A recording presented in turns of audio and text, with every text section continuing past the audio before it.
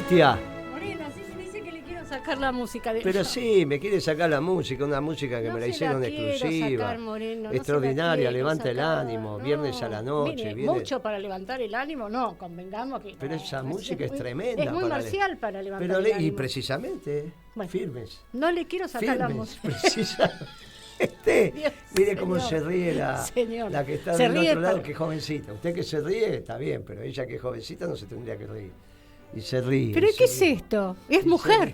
Y se ríe también. Es Es muy bravo esto. ¿Cómo anda, Guitia? ¿Bien? ¿No la tenemos a Pimpi? No la tenemos. Hoy, feliz cumpleaños sí, a la compañera feliz Pimpi Colombo. Hoy es su cumpleaños, nuestra queridísima Pimpi, que está a full. Como no está ella, que es tucumana, viene un tucumano que pidió permiso para mirar el programa. Son los compañeros de allá que vienen a pasear por acá. Lo saludamos al compañero. Y dice, ¿puedo ver el programa, Moreno? Dale, que ahí saca fotos, lo manda. Nos divertimos con eso. Ahora es grandote como los jugadores de rugby de Tucumán tenían. Los tucumanos tenían buen rugby. Y usted trajo una que se casó con un griego, hace años que la conocemos esta también, ¿no? Hace años. Éramos niños. Niños, al final se fue por Europa, se casó. Nos casamos, pero nosotros nos casamos con ella. Con Estela nos casamos. Bueno, deje. Éramos precursoras. Deje esos temas. O sea que se casó con un griego y nos vino a visitar. Sí. Y bueno, se ve que se van a comer pizza ustedes ahora, hablar de la fantasía de los griegos. Claro. Ustedes tienen fantasía con los cubanos y con los griegos. Y como los griegos deben ser por solo al griego. Discúlpenme, Moreno, no hable por mí. Yo hablo por mí, usted hable por digo la fantasía que tiene. Yo le escuché de tanto transitar con ustedes que fui escuchando las conversaciones. Pero hay conversaciones que no escuchará jamás, Moreno. No, esas seguro, ya no las puedo, aparte si las escucharan no las puedo pasar a esta hora. No, por supuesto. Que todavía horario de protección al menor y tenemos una niña del otro lado del vidrio. Ya es mayor de edad. Para nosotros mayor tiene que ser más todavía. Por ahora todavía son criaturas. Para la familia peronista todavía son criaturas. Somos criaturas. Sí, claro. Somos. Kitia, bueno, el panorama. ¿Cómo anda el mundo? Cuéntenos. Bueno, no voy a hablar de todo el mundo porque, digamos, es un mundo harto complejo en transformación profunda que avanza y va consolidando un nuevo orden internacional, pero voy a hablar de esta asonada del grupo Wagner. ¿Sí? Muy bien, sí, claro. De este motín, fue denominado motín por Putin, haciendo rima. Mucho ha salido en los medios diciendo de que esto era un tema que realmente había debilitado a Putin. Bueno, no sería tan así.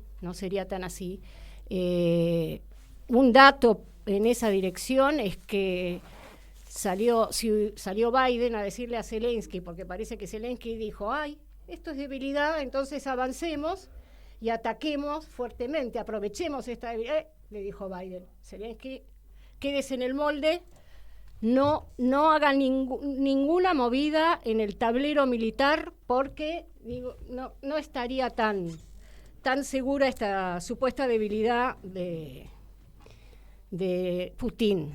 Bueno, hay elecciones, ¿no? En Rusia también. El año que viene es un año electoral en Rusia, es un año electoral en Estados Unidos, en Taiwán también. Es un año donde se van a definir algunas cuestiones, ¿no? No los lineamientos de fondo. Por el otro lado, en esto que tiene que ver con la supuesta debilidad de Putin, si hubiera sido tal, hubiera salido la Duma, hubieran salido los gobernadores, todos se pronunciaron a favor de Putin, incluso dicen que hubo manifestaciones de apoyo en Siberia. Perdón. Leyendo todas las noticias, hay 4 hipótesis que están interrelacionadas entre sí, algunas más que otras, pero la primera hipótesis es que fue una puesta en escena en la cual esta puesta en escena Putin le pidió a su amigo Prigozhin, que es el que conduce este grupo Wagner, que hiciera esta movida en función de que salten quienes están a favor y quienes están en contra dentro de la cúpula militar rusa. Esta es una de las hipótesis. La otra hipótesis dice que esto no fue ni un tema político ni un tema militar. Y salieron varios a sostener esta hipótesis, que sí que fue un tema económico. porque dado que el grupo Wagner es una empresa, que además, digamos, los fondos y el financiamiento no estaría muy claro, y esta postura del Ministerio de Defensa de querer controlar de alguna manera y encuadrar esta fuerza militar informal desde el punto de vista económico, ahí Prigozhin saltó y dijo no. Incluso, digamos, lo que dicen es que en realidad esto fue una movida para acomodar desde el punto de vista, estaba tomando algún grado de poder y además para acomodar los negocios de este grupo, que por eso salta Prigozhin y que se acomodó de alguna manera la situación. En ese mismo sentido están diciendo que esta movida también, digamos que fueron decisiones políticas, fue para cortar la cabeza del grupo Wagner, que ya estaba adquiriendo, una cabeza que ya, vengo planteando esta cuestión desde el punto de vista económico y desde el punto de vista militar. Pero que en realidad, estratégicamente, este grupo Wagner les interesa, claramente, digamos, a la Federación Rusa, y que en realidad la intención fue un corte de cabeza para reciclar al grupo y seguir contando con esta fuerza militar, ya sea, hay que ver cómo, si encuadrada dentro de las Fuerzas Armadas o como fuerza informal. La cuarta hipótesis, que desde mi punto de vista es la más interesante, teniendo en cuenta el exilio del grupo Wagner en Bielorrusia. Entonces, es que en realidad fue una movida que terminó con por lo menos 8.000 hombres asentados en territorio de Bielorrusia, que Lukashenko además los recibió muy bien porque estratégicamente tiene planteados dos objetivos. Lukashenko está con algunos... es el presidente de Bielorrusia, sí. ¿no? Lukashenko, sí, espero estar pronunciándolo bien porque cuesta. No importa, yo lo pronuncié como usted. El presidente de Bielorrusia necesita este grupo en territorio bielorruso, por un lado para... garantizar o fortalecer el orden interno hacia el interior, y por el otro lado para tenerlo como una fuerza de amenaza en la frontera del norte de Ucrania, porque está en una posición estratégica. Por un lado tiene a Polonia del lado oeste, y al sur, de Bielorrusia, limita con el norte de Ucrania. Entonces estaría, asentando una fuerza en el norte de Ucrania. Yo me pregunto si este interés es pura y exclusivamente del presidente de Bielorrusia o va más allá, ¿no? Es un interés estratégico de Rusia. Y esta hipótesis apareció en distintos lugares, pero se ve reforzada porque ya saltó Polonia pidiendo, que la OTAN esté alerta por esta movida. Saltó Lituania pidiendo también apoyo y refuerzo de la OTAN. O sea que esta presencia del grupo Wagner en Bielorrusia estaría generando señales de alerta en los distintos países limítrofes y en los distintos países de la zona, y ya están pidiendo algún grado de intervención de la OTAN, grado de intervención que, sería muy complejo, ¿no? Porque una cuestión es que la OTAN haga una declaración y otra cuestión que movilice tropas y demás. ¿Por qué además están planteando intervención de la OTAN? Porque la OTAN se va a reunir. Se reúne ahora el 11 y 12 de julio. Entonces quieren ir con este planteo. Pero el problema, de la OTAN, el problema en este momento, en esta reunión de la OTAN, no sería tanto la movilización de tropas en apoyo, a los países fronterizos de Bielorrusia, por esto del asentamiento del grupo Wagner, sino el que estaría en problemas sería Zelensky. ¿Por qué? Porque parece que la OTAN le ha planteado, o está esperando, o le ha planteado de alguna manera, no formal, sino le ha planteado de alguna manera que el resultado, hemos puesto mucha plata. Han puesto mucha plata, muchísima plata la siguen poniendo y le han dicho a Zelensky, bueno, septiembre, octubre, tu contraofensiva tiene que tener algún grado de resultado. Si esto no tiene resultados concretos, bueno, la OTAN estaría evaluando el grado de apoyo. Entonces hay una posibilidad de que se congele el conflicto ahí, que cese de alguna manera el apoyo.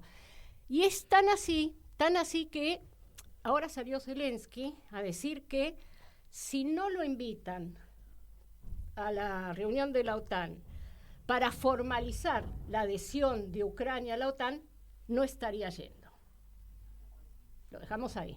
Digo, me parece que esto, bueno, hay que seguir analizándolo, pero no estaría yendo de Zelensky también tiene que ver con que tiene que rendir cuentas a la OTAN con lo que está sucediendo en territorio, con esta operación militar en territorio ucraniano. Así que bueno, esto... Mire, de las 4 hipótesis que usted está señalando, nosotros dijimos sí, que la contrainteligencia rusa puede haber hecho una maniobra donde desplazó 8.000, por lo menos, ¿no? 8.000 del grupo, Uh-huh. pero todos los que no son del grupo y que parecen del grupo y que no hay manera de contarlos. La realidad es que el Estado Mayor ucraniano ahora tiene que pensar en ese frente y no tiene solo como objetivo el frente ruso, sino tiene que mirar qué es lo que está pasando a sus espaldas, porque aparte está muy cerca de Kiev. Muy. Es cierto que Kiev tiene que haber sido estaría reforzada. blindada, ¿no? Claro. Sí, tiene que haber sido reforzada. Ahora, ¿cuál es la capacidad militar que pueden tener los ucranianos reforzados contra un ejército regular? Si es que deciden, es muy especial. Yo le diría que... O sea, aquellos que cantaron victoria antes de tiempo, que...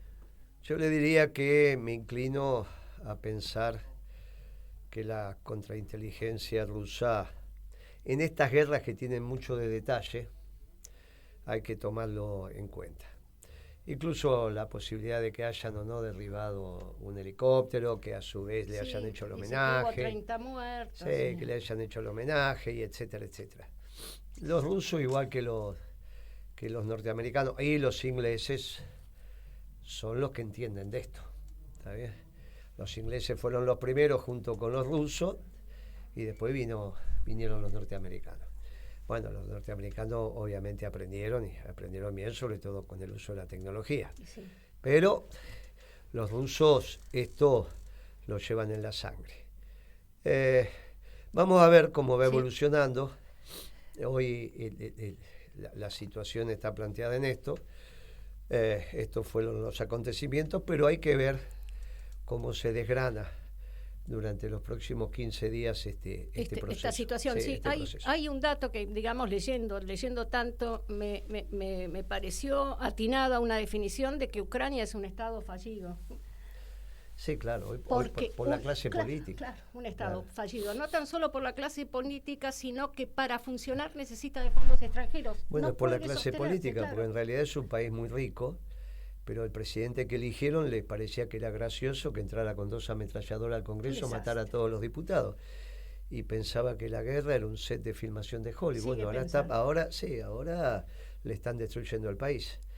Y aparte... Sus jóvenes, porque a diferencia, también estuve leyendo que están muriendo muchísimos jóvenes ucranianos, a diferencia de los jóvenes rusos, porque no están permitiendo ahora a los rusos que vayan los estudiantes universitarios al frente de batalla. Mire, una guerra es una guerra, se libra en territorio ucraniano, usted va a decir, bueno, se va a recuperar, qué sé yo, van a reconstruir todo lo que quiera. Pero una guerra es una guerra y deja las secuelas. Tremendo. Deja las secuelas que tiene que dejar. Muy doloroso. Ahora, usted vio, Gitia, que entre el viernes pasado en que entre nosotros terminamos este programa. Sí.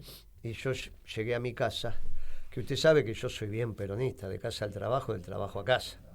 ¿Sabe? Mire, yo le voy a corregir, de casa al acto, del acto a casa. O sea, pero, acto, medio de comunicación y a casa. Pero el viernes fue de casa al trabajo, del trabajo a casa. Cuando llegué a casa, me llama Samir. Vio qué exuberante que es Samir. Y me empieza a decir, extraordinario.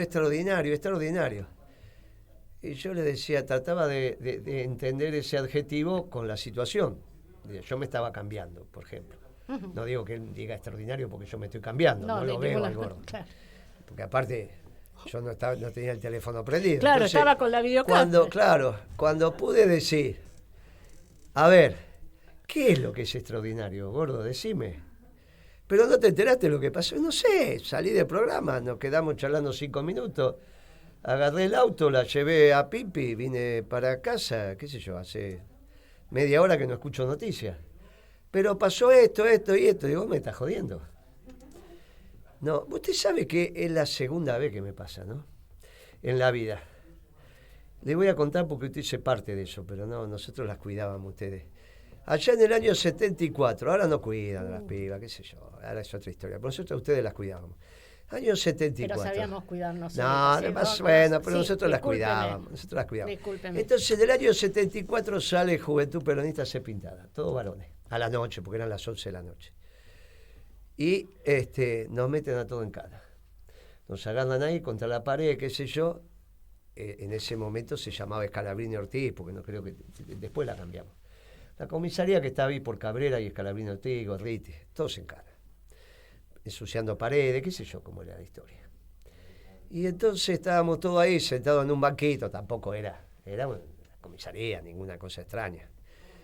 Y entonces viene el subcomisario, dice, ¿y estos vagos qué tienen que hacer acá?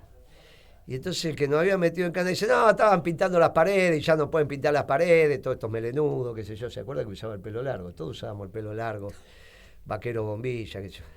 Y entonces, pero dejate de joder, largalo que está llenándose la Plaza de Mayo. ¿Cómo le dice el que? Sí, está yendo la UON, se está armando un quilombo y vos me traes estos roñosos, largarlos a todos de acá. Y ahí salimos. No había celulares, no había nada. Tuvimos que ir a un teléfono público a llamar a ver qué estaba pasando en Plaza de Mayo. Y se estaba movilizando la UON por el Rodrigazo. O sea, nosotros estábamos pintando no sé qué pavada y la UON se estaba movilizando y al otro día se fue Rodrigo, López Rega, toda esa historia. Y entonces cambió el país mientras nosotros hacíamos una pintada que no sé qué. Y acá estábamos hablando de la Argentina y cuando llegué a mi casa había cambiado la fórmula, cambió el país también. Cambió el país. Cierto. Claramente. Qué rápido pasa todo. Pero, bueno, muy bien, porque esto es lo que quiero resaltar. Mire que tuvieron que pasar 50 años para que les vuelva a contar. Después, todos los procedimientos fueron más o menos, pero está bien, ustedes pueden decir, bueno, tampoco estabas enterado que iban a recuperar Malvinas. Bueno, obviamente que no, pero bueno. Pero en términos políticos, donde uno mire lo que puede pasar. ¿Por qué les cuento esto? Porque los pueblos son imponderables, pasan muchas cosas con los pueblos, incluso hasta que se produzca el milagro y no sabemos quién vaya al balotaje. Entre Massa y Grabois, obviamente debería ganar Massa, pero ¿y los votos de Grabois qué van a ir? ¿A Schiaretti? Es raro, supongamos que vengan a Moreno, más algunos votos de allá, más los votos útiles, más los votos de la bronca. Supongamos que pasamos a ser el voto útil y el voto de la bronca. Supongamos que Moreno, que es lo que venía, es el voto de la bronca. Ojo con eso, porque ahora está, ¿qué es lo que vamos a hacer después? Nadie duda que pasamos las PASO, Dios lo permita, vamos a la general y qué vamos a hacer después en el balotaje. Y en el balotaje depende quién pase, primero. Y segundo, qué conducta tenga el gobierno. Yo, por ejemplo, hoy fui a una charla con empresarios de la construcción. Y el presidente de la construcción se dedicó a llamar a algunos empresarios para que no vayan. Y yo le digo a güey, ¿por qué hizo esa hortiviada? No, yo lo conozco de la época que venía con Wagner a mi oficina. ¿Qué es lo que le pasa? ¿Qué es lo que le pasa a ese muchacho? Hay dos posibilidades. Lo hizo porque es más papista que el Papa, o lo hizo porque recibió instrucciones del gobierno. Si recibe instrucciones del gobierno, es muy delicado, porque la verdad que yo no me saqué ni fotos ni nada, es una reunión interna para contarle el plan económico, con una fortaleza muy grande, porque nosotros empezamos explicando el plan económico diciendo que no vamos a hacer ajustes, y que para nosotros la obra pública es vital. Y en ese momento, ese momento, bueno, Milei que haga lo que quiera, yo estoy hablando de Massa. En ese momento, brotaron los aplausos. Massa no puede ir a un acto de la Cámara de la Construcción y decir eso. De hecho, no lo dijo. Fue invitado y cuando le dijeron que no estaban pagando las facturas, empezó a hacer un piripipí. Porque lo dijeron los mismos empresarios que habían estado con Massa en ese acto. Con lo cual empieza a haber una potencia del programa económico, porque nosotros decimos con precisión quién paga la deuda. No le voy a tomar examen porque ya se lo tomé y lo rindió muy bien. Ya explicó usted quién paga la deuda por el plan económico peronista. Pero ellos no pueden decir eso. Entonces, como se paga, entre otras cosas con la obra pública, se paga con ajuste. Olvídese de Milei, no tiene ninguna importancia lo de Milei, ya se ocuparon los banqueros. Uh-huh. El tema es que Massa no puede decir que él se va a ocupar de la obra pública, porque hoy no está pagando.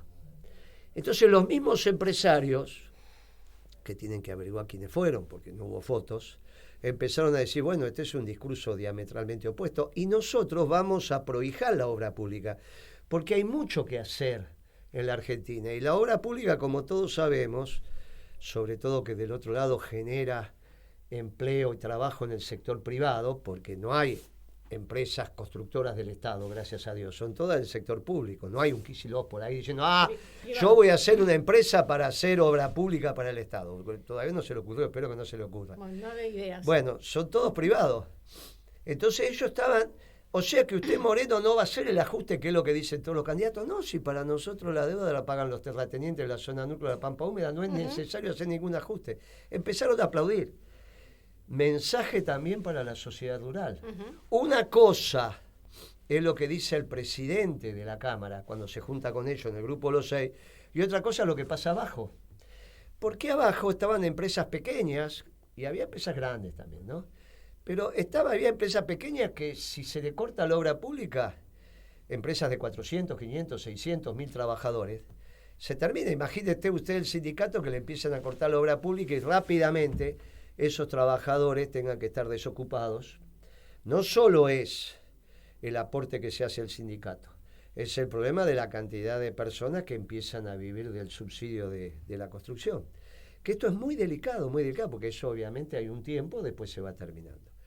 Con lo cual, simplemente le digo, nuestro discurso es de una potencia que hizo que el presidente de la Cámara le dijera a algunos empresarios que le hicieron caso, otros no, que no fueran a una reunión con Moreno. Eso no es portarse bien desde el gobierno.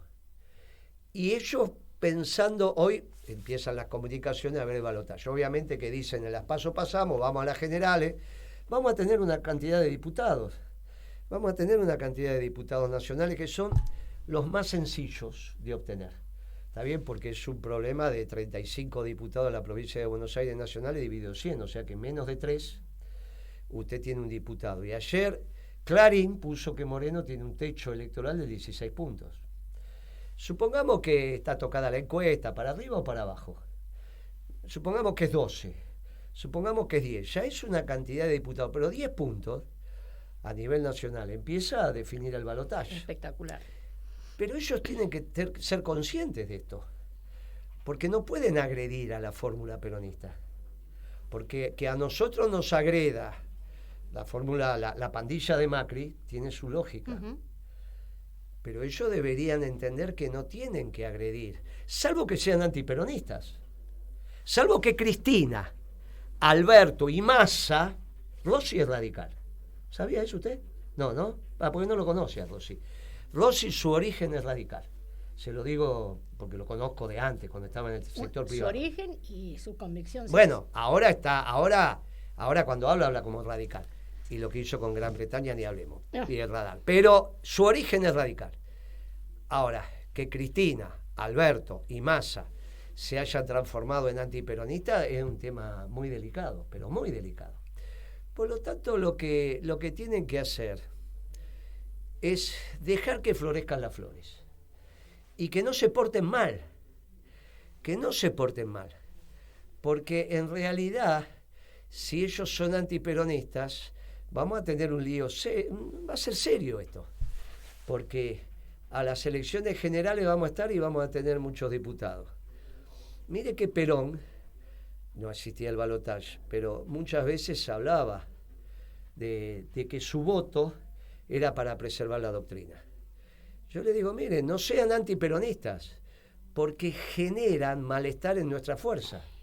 Imagínense los compañeros que nos están escuchando ahora, que le decimos que una reunión sin prensa en Florencio Varela y qué sé yo, llamó al presidente de la Cámara para que no fueran a escuchar el plan económico de Moreno. Claro, porque dice Moreno cosas que ellos no pueden decir. Por ejemplo, somos los únicos que decimos, al no haber ajuste, muchachos, nosotros vamos a incentivar la obra pública. Y ahí aplaudieron. Y después me tuve que ir porque tenía reuniones, pero fue evidente la sensación que se quedaron en las mesas de al fin alguien que nos habla y que no habla de ajuste. Ahora, lo mismo le decimos a los trabajadores, le decimos a los jubilados, a los pensionados, a los comerciantes, a los industriales, no les toca a ustedes pagar la deuda. Imagínense que cuando yo le diga a Massa en el debate, Massa, para vos, ¿quién paga la deuda? A ver, explícamelo. ¿De dónde sale la plata para pagar la deuda? Y Massa va a tener que contestar. No, empieza con ese baru de Melconian. Bueno, ahora dice yuanes, ¿no? ¿Eh? No, pero yuanes son divisas, ya lo explicamos hasta el cansancio. Yuanes es deuda, son divisas, ¿no? Eso no es que es otra moneda, pero son divisas para nosotros con un país que tiene déficit comercial. Sí, divisas en yuanes, pero digo... Bueno, no, por eso, ¿quién pone la plata? La plata no, ¿qué pone, tipo de plata? ¿Quién la pone? El pueblo trabajador. Muy bien.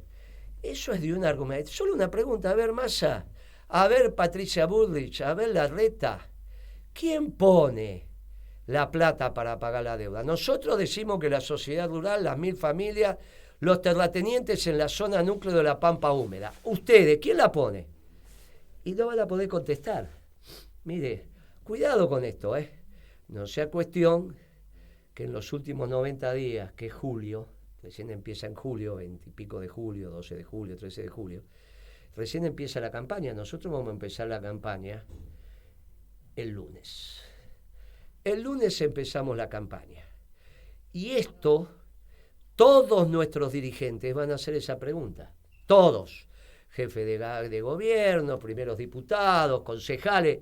A ver, muchachos, ¿quién paga la deuda? Para nosotros la plata la pone la sociedad rural. Los socios, que son los terratenientes en la zona núcleo de la Pampa Húmeda. Que digan ellos, a ver, ¿quién pone la plata? ¿Sabe cómo esclarece? Pero seguramente también esclareció Telan, ¿no? Vamos a escuchar las noticias. Uh-huh.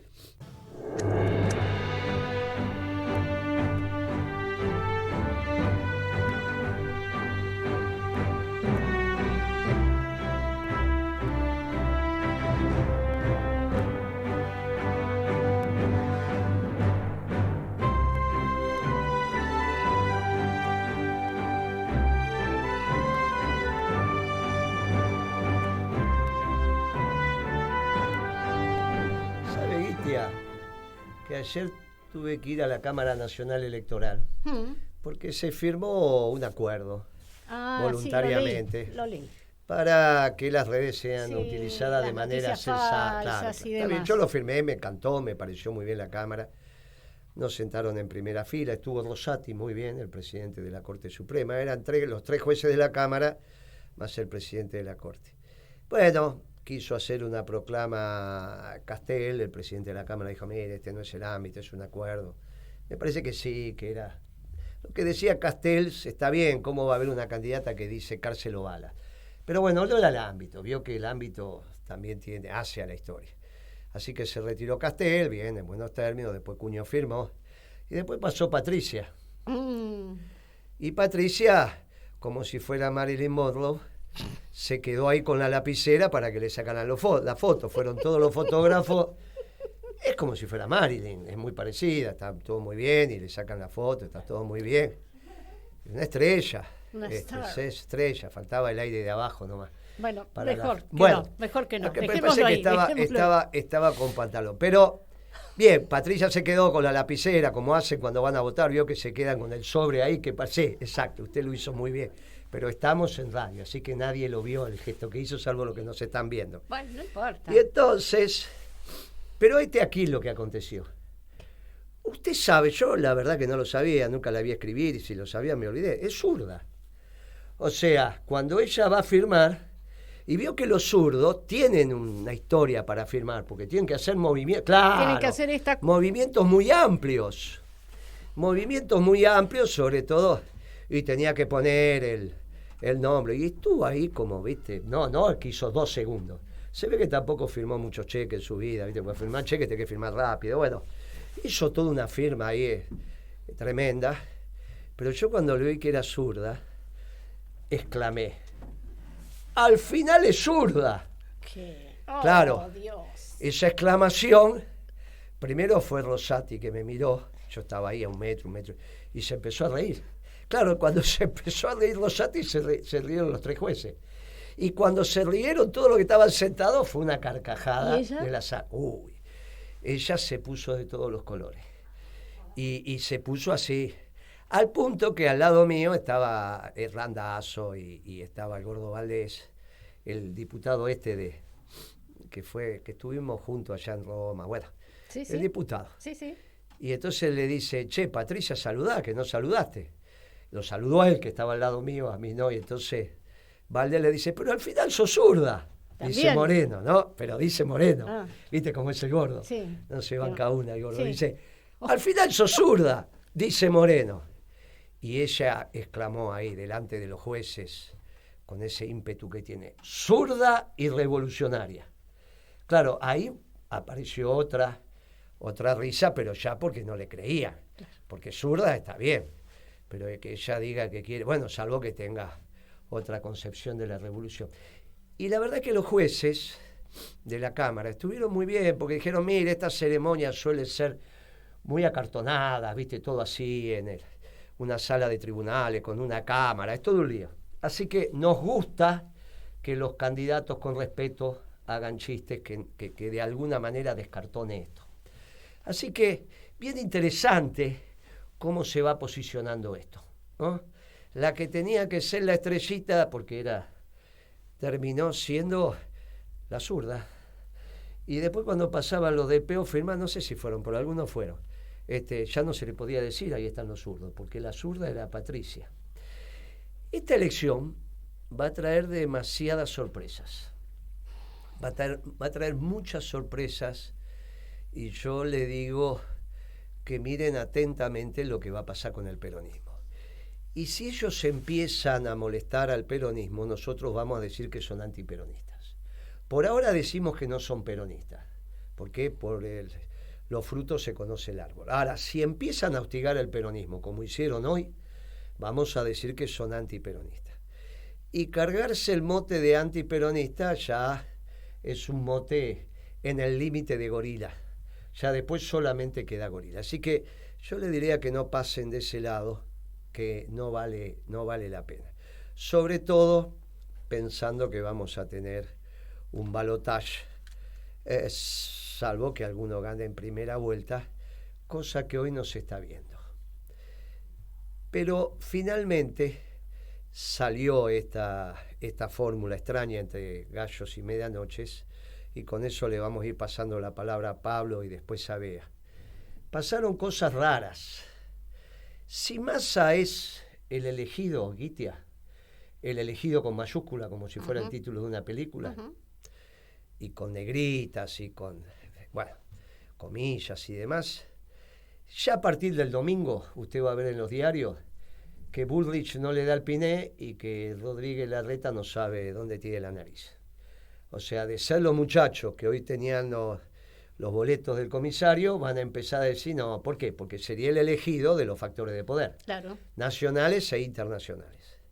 Si él no es el elegido, se metieron en un lío espantoso, porque le pusieron un blanco en el pecho al ministro de Economía, y ya empezó Morales Solá a tirarle piedras el miércoles.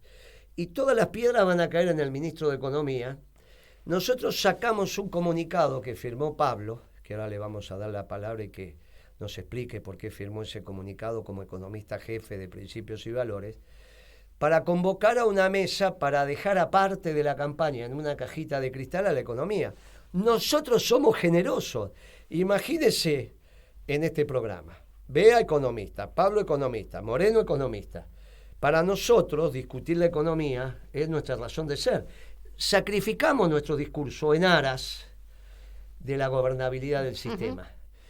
No tomaron ese mensaje. El mensaje de Pablo fue antes que sea demasiado tarde.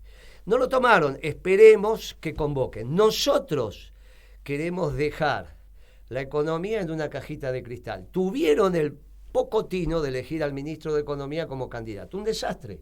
No tendrían que haber hecho eso, salvo que sea el elegido.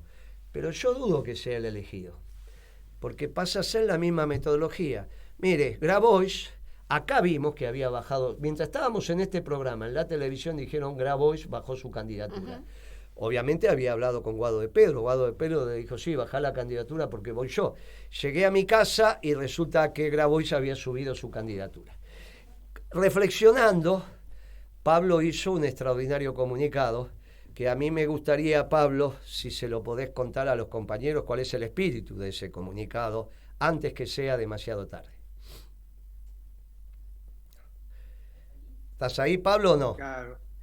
Saludo a todos. Hola, Pablo. ¿Sí, me escuchan? Sí, te escuchamos. ¿Me escuchan? Sí. Bueno, vamos.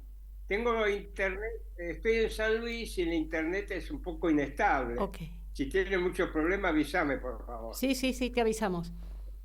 Guillermo, vos viste que lo charlamos con vos. Bueno, el planteo vos ya lo hiciste. También está muy bien lo que decís, es el eslabón débil, Massa. Entonces, en una situación tan inestable como la que vivimos, económica, esto agrega otro elemento de inestabilidad. Y bueno, estamos bordeando una crisis de proporciones. Y si sucede, no le va a convenir a nadie, menos todavía al pueblo, ¿no? Porque cuando se producen esas crisis, los que sufren... Entonces hay que evitar eso, hay que evitarlo de alguna manera, hay que reunirse y de alguna manera la transición. No se escucha bien. Ahora, no es nada fácil, estimado Guillermo, no es nada fácil, porque Massa tiene dos problemas. No se escuchó. Vale. Decir que la inició de alguna manera, Macri es responsable, formó parte del frente gobernante. Bueno, no da, Pablo, te liberamos, lo contás el viernes que viene y ya está. No está. Beatriz, ¿cómo estás? Estás muteada, amiga. ¿Estás? Bueno. Ahí está, ahí estoy. ¿Me escuchan? Sí, perfectamente.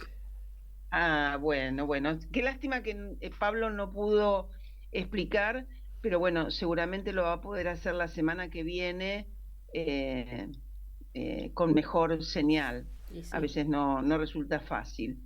Pero bueno, acá estoy. En primer lugar, picante, ¿no? Lo de la obra pública me encanta, porque además cuando vi que Milei dijo que no iba a ser obra pública, ¿viste? Cuando decís, a ver, ¿dónde estudió este muchacho? Pero bueno, algunos que quieren pasarse de kirchneristas y decir que ese es el bienestar, y otros de kirchneristas, de keynesianos, y pensar que eso es el bienestar, y los otros, decir que la irracionalidad de que no va a haber obra pública, como si la obra pública no tuviese que ver con la actividad, con el sector privado, como vos estuviste explicando.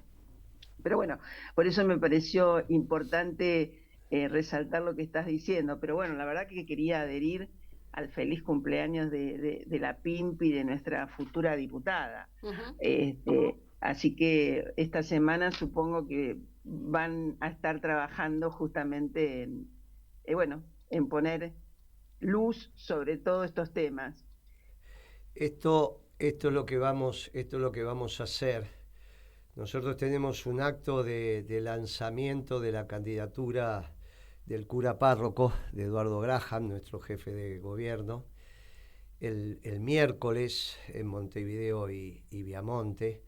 Vamos a cortar la calle un rato, igual ese día va a llover, así que hay que ir con paraguas, según dice el pronóstico extendido, pero el acto lo vamos a hacer igual.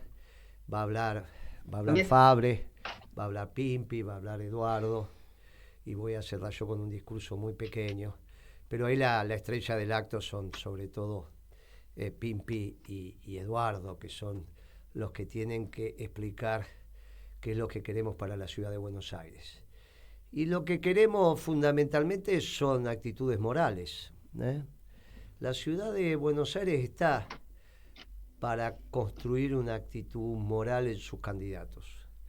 No pueden ser candidatos los que mienten en la mesa presidencial o los que dicen, no pueden ganar candidatos, sí, o los que dicen que están enamorados de su mujer por hoy, mañana no saben. Es ese nivel de aleatoriedad y de falta de principios, y en el sentido de hoy sé lo que quiero hacer, mañana no sé. Como dijo alguna vez la Cerruti, el pasado ya pasó, el futuro no existe, vivir el presente. Es muy difícil para planificar la vida comunitaria. Y ni hablemos la economía. Pero así estamos, sobre el día a día. Entonces hoy, Bea querida, le pagaron al fondo con plata del Banco Central. La verdad que no sé si los DEC eran del Tesoro o eran del Banco Central, y entonces no puedo decir con precisión de cuánto fue el bono para compensar en el activo. Si los DEC eran del Tesoro, tienen que incluir los yuanes y los DEC. Si los DEC eran del Banco Central, si eran del Tesoro, solamente los bonos cubren los yuanes vertidos al pago, y si son del Central los DEC y los yuanes, tienen que hacer un bono por el total. Pero al margen de su tema técnico, en este aspecto, empieza a surgir la noticia de que está trabajando Vudú con Massa. Es sorprendente esto, porque Vudú, que estaba en Soberanos, estaba hablando sobre el repudio del acuerdo con el fondo, cosa que nosotros no estábamos de acuerdo, porque las deudas están para pagar. Pero Vudú tenía otro discurso y ahora empezó a acompañar a Massa. Nosotros lo respetamos mucho a Vudú, porque estuvo preso. Pero claro, no podemos olvidar que su origen es el mismo que de Massa, y que trabajaron juntos en el ANSES en aquel momento. Uh-huh. Y que quizás Vudú tiene la experiencia de haber cerrado otro acuerdo con los bonistas cuando estaba la Lagarde, que se encontraron en Turquía para acordar la apertura del segundo canje. Tiene una experiencia internacional que es obvia por su propia gestión, mucho más de la que puede tener Massa.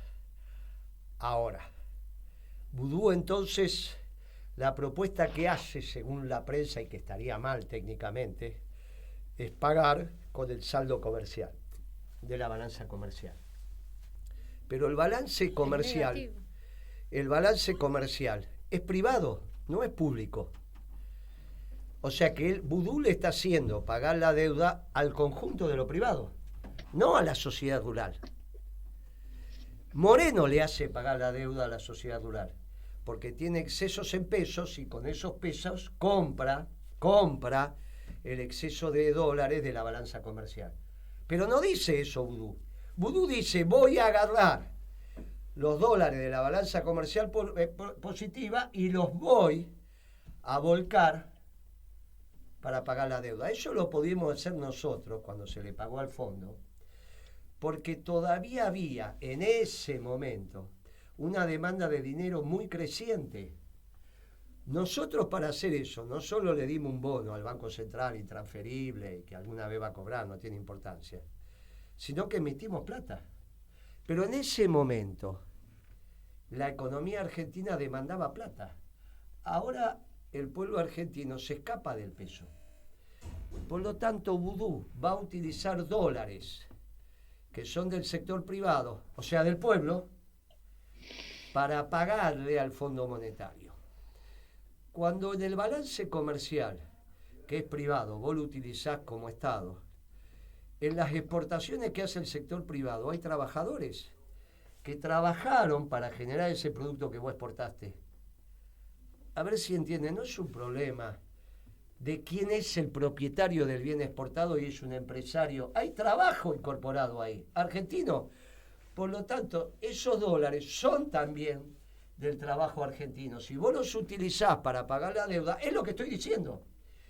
Pagan la deuda con los dólares del trabajo de los argentinos, bajando el consumo de los argentinos, utilizando esos dólares para exportar, que son del sector privado donde están los trabajadores argentinos, o piensan que los dólares del sector privado son solo del capital. ¿Tienen esa visión que los dólares son del capital? No. Una unidad económica, Techín, cuando exporta, está exportando trabajo. También una cuota aparte de esos dólares son de los trabajadores. No hay ninguna duda de eso. ¿Qué es lo que les está pasando? Bueno, les está pasando que me parece que Vudú, lo digo con mucho dolor, porque tengo el máximo de respeto a los compañeros que estuvieron presos, empieza también a auspiciar que la deuda se pague con los jubilados, con los pensionados, con los trabajadores, con los comerciantes, con los industriales argentinos y no con la sociedad rural. Yo espero que ante esto salga mañana a decir yo no tuve nada que ver, digo lo que está circulando, ¿no? Yo no tuve nada que ver, no estoy trabajando con Massa, no tengo nada que ver con esto. Que no hagan tremenda barbaridad técnica. Porque es una barbaridad técnica, lo que están haciendo. Está mal técnicamente, por lo que acabo de explicar. Ahora, si Vudú empieza a decir, que va a pagar la deuda así, estamos en un lío bárbaro, Estamos en un lío bárbaro. Sí, Beatriz. A ver, dos cosas. Una, la verdad que me surge como muy dura, porque tiene que ver con lo que dijiste. Bueno, voy a empezar a decir que son antiperonistas. Y en realidad la UCD fue y son antiperonistas. Así que el origen es antiperonista. Con mucho dolor, hay que decir esto, ¿no? Con mucho dolor. Pero vamos a tener que estar muy atentos porque realmente Amado Vudú, que es alguien que nosotros queremos, que respetamos, hemos respetado siempre, fue un excelente ministro, pero un ministro del peronismo, dentro del gabinete peronista que tuvo la década ganada. Claro. Entonces, esto vamos a tener que tenerlo en cuenta.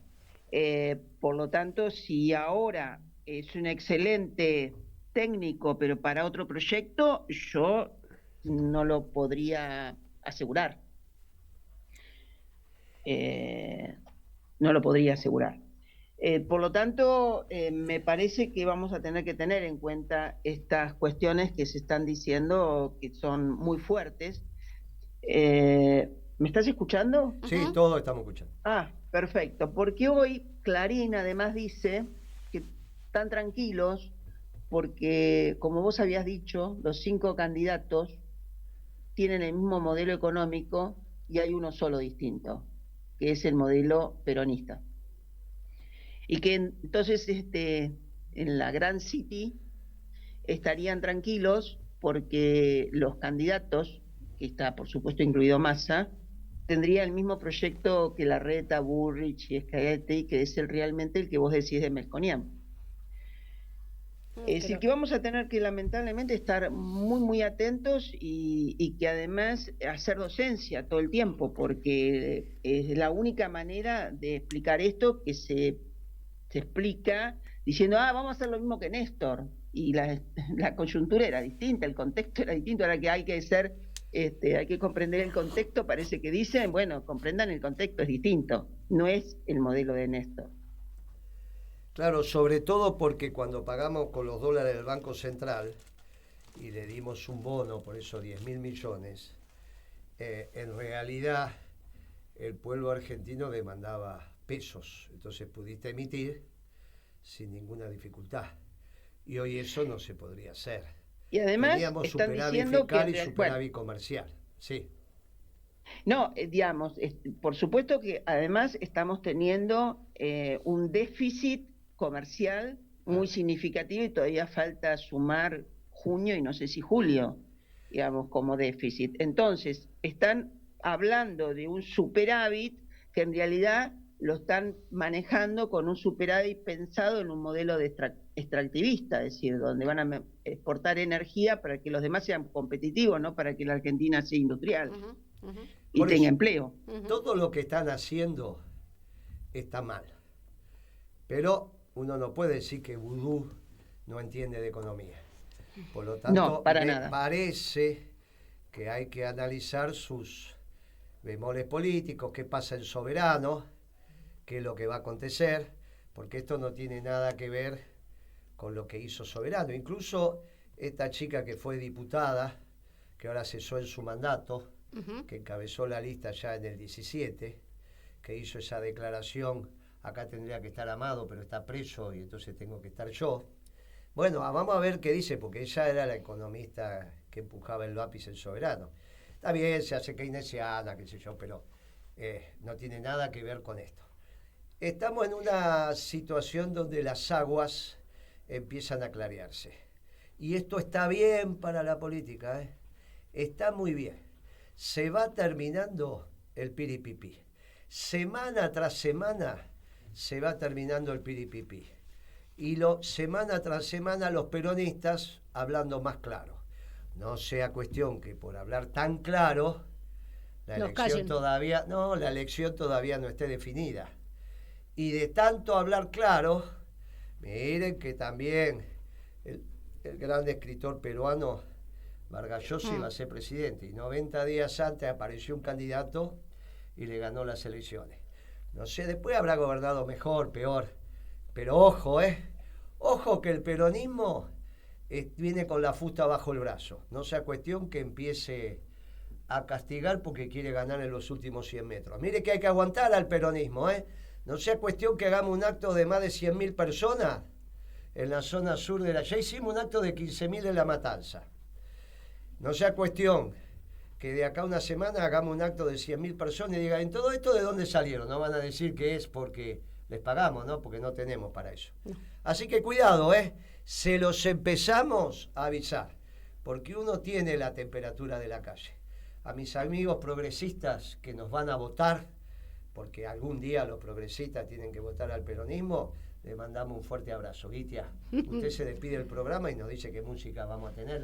La música elegida la semana pasada fue bárbara. Son Los Redondos. Vamos con eso y despídase. Me despido de los compañeros, compañeras, quienes retransmiten el programa, el equipo de Radio Caput, Fernando Molgaray. Reiteramos el feliz cumpleaños a Pimpi y la esperanza es peronista y la ciudad tiene cura. Fuerte abrazo peronista para todos. Chau, chau.